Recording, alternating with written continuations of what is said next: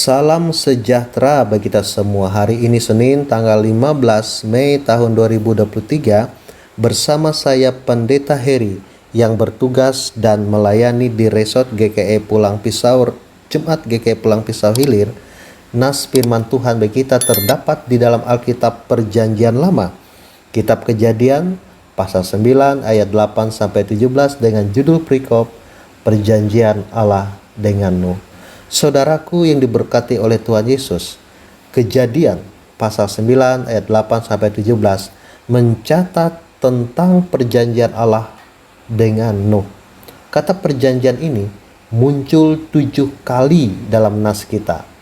Arti kata perjanjian adalah memberikan janji dan juga jaminan. Allah tidak meminta apapun dari manusia dan semua makhluk hidup, tetapi Dia berjanji dan memberikan jaminan tidak akan menggunakan lagi air bah untuk menghancurkan dunia dan makhluk hidup. Perjanjian Allah ditujukan selain kepada Nuh dan keturunannya, juga mencakup semua makhluk hidup, yaitu segala makhluk hidup yang keluar dari bahtera itu, termasuk burung-burung, ternak, dan binatang-binatang liar di bumi. Jadi perjanjian yang dimaksud adalah perjanjian yang universal. Di sini kita sekali lagi melihat bahwa Allah pencipta tidak hanya peduli dan menghargai manusia, tetapi juga makhluk hidup lain yang Dia ciptakan. Isi dari perjanjian antara Allah dan Nuh adalah, "Kuadakan perjanjianku dengan kamu, bahwa sejak ini tidak ada yang hidup yang akan dilenyapkan oleh air bah lagi, dan tidak akan ada lagi air bah untuk memusnahkan bumi." Ayatnya yang ke-11. Saudaraku yang diberkati oleh Tuhan Yesus, dalam ayat 12 sampai yang ke-17, tanda yang dimaksud adalah tanda pelangi di langit. Ini juga merupakan tanda perjanjian pertama dalam Alkitab. Dua perjanjian lain adalah tanda sunat. Ini dapat dilihat dalam Kejadian pasal 17 ayat yang ke-11 dan juga Sabat. Ini dapat dilihat dalam Keluaran pasal 31 ayat 16 sampai ke-17.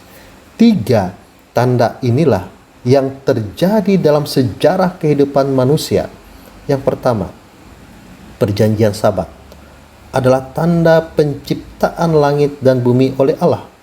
Yang kedua, tanda pelangi adalah tanda Allah menciptakan lagi bumi dan tidak akan memusnahkan. Tanda yang ketiga adalah sunat, adalah tanda Allah memilih Abraham dan memilih umat pilihannya. Saudaraku yang diberkati oleh Tuhan Yesus, di seluruh Alkitab kita melihat ada dua jenis perjanjian, dan ini dinyatakan dalam tanda-tanda itu sendiri. Tanda yang pertama adalah mujizat. Misalnya, mujizat yang dilakukan Musa di hadapan Firaun. Misalnya, 10 tulah dalam kitab Keluaran. Tujuannya adalah untuk menunjukkan bahwa Allah adalah satu-satunya Allah yang benar.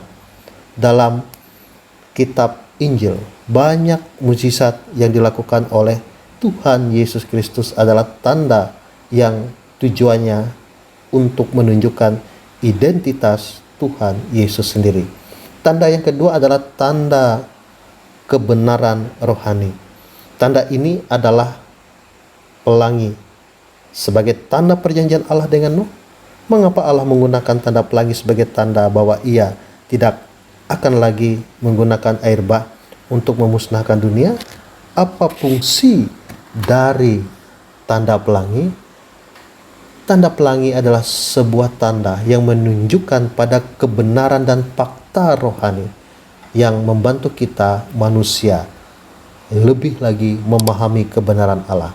Pertama-tama, jemaatku, pelangi adalah fenomena alam indah dan enak untuk dipandang. Fenomena indah tersebut merupakan tanda pemulihan bagi orang-orang yang baru saja mengalami kehancuran di muka bumi melalui air bah. Bagi Nuh dan keluarganya yang mengalami sendiri musibah dan bencana air bah, tanda pelangi menjadi kekuatan dan penghiburan, di mana karya seni yang indah dapat memberikan penghiburan dan juga penyembuhan bagi jiwa yang terluka setelah mendapat bencana air bah. Dalam nas kita saat ini pun, di pasal 9, Allah menyatakan akan mengadakan perjanjiannya dengan Nuh. Ia berjanji untuk tidak menggunakan air bah untuk memusnahkan dunia dan memberi tanda pelangi sebagai tanda perjanjian Allah sendiri. Ia tidak akan mengulangi janjinya itu sendiri.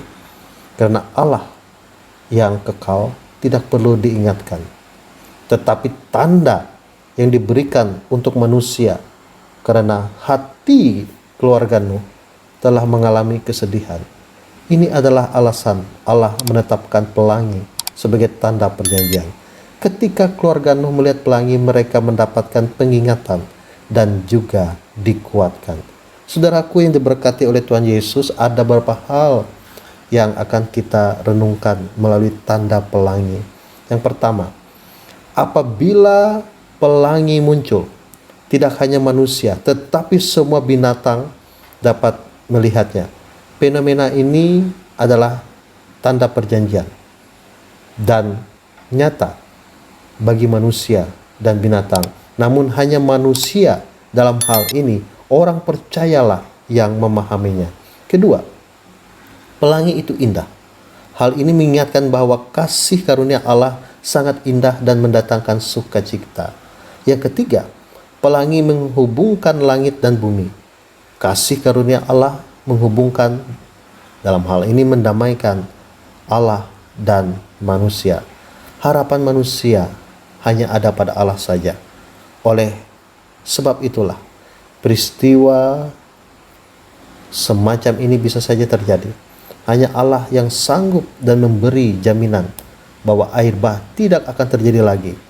Diperlukan pengharapan dan keyakinan dalam hati kita manusia supaya kita diselamatkan, dan pengharapan itu digenapi di dalam Tuhan Yesus Kristus. Biarlah setiap apapun pergumulan kita, setiap apapun tantangan hidup kita, kita harus yakin dan percaya bahwa pengharapan, penghiburan hanya ada dalam Tuhan Yesus Kristus, dan kita harus membangun hubungan relasi yang baik atas dasar iman yang teguh di dalam Yesus Kristus Tuhan kita. Amin. Mari kita bersama-sama berdoa. Ya Bapa Surgawi, Bapa dalam Yesus Kristus, terima kasih atas firman-Mu yang telah diperdengarkan bagi kami. Biarlah kami boleh menerima tanda kasih Allah yang digenapi di dalam Yesus Kristus Tuhan dan Juru Selamat kami, sehingga kami memiliki jaminan bahwa kami akan beroleh berkat dan hidup kekal. Saat ini Bapa, kami berdoa terkhusus bagi jemaat GKI Bereng Gereja Kasih.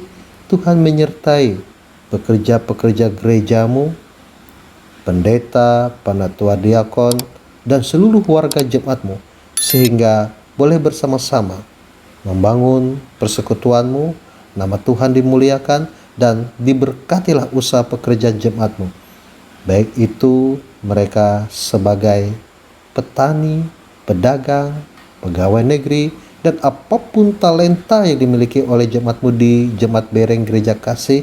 Berkat Tuhan nyata hadir dalam hidup dan kehidupan mereka. Terima kasih Bapa. Kami ingin menyerahkan kehidupan kami sepanjang hari ini hanya di dalam nama Tuhan Yesus, yang adalah sumber kekuatan dalam hidup kami, yang adalah jaminan hidup kami, sebagaimana Tuhan telah mengajarkan kami berdoa bersama demikian.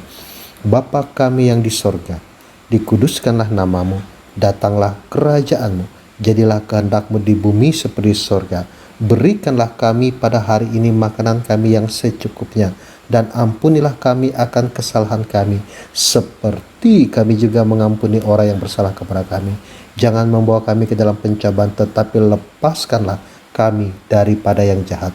Karena Engkaulah yang empunya kerajaan dan kuasa dan kemuliaan sampai selama-lamanya. Amin. Tuhan memberkati engkau dan melindungi engkau. Tuhan menyinari engkau dengan wajah-Nya dan memberi engkau kasih karunia. Tuhan menghadapkan wajah-Nya kepadamu dan memberi engkau damai sejahtera.